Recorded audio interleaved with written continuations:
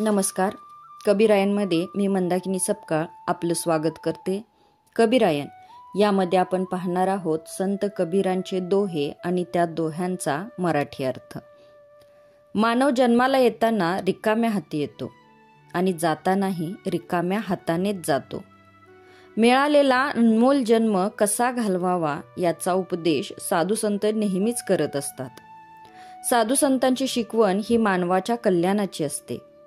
मानवाने पृथ्वी तलावर जन्म घेतल्यावर कसे वागावे हे सांगताना कबीर म्हणतात, जब तू आया था जगत में जग हसे तू रोए, ऐसी करनी कर चले तू हसे जग रोए. मराठी दोहा. तू रडला जग हसले जेव्हा तू आला जगती, कर्म असे करून जा तू हसशी जग रडती. नवजात अर्भक जेव्हा पहिला श्वास भूलोकावर घेते तेव्हा ते रडत असते. त्याच्या जन्मामुळे सर्वांना आनंद होऊन ते हसत असतात.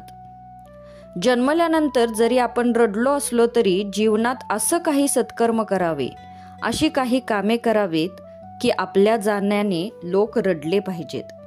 जाताना आपल्या चेहऱ्यावर सत्कर्माचे तेज, समाधान असले पाहिजे. जीवनाची सार्थकता दिसली पाहिजे. म्हणूनच संत कबीर म्हणतात, जब तू आया था जगत में जग हसे तू रोए, ऐसी करनी कर चले तू हसे जग रोए. धन्यवाद.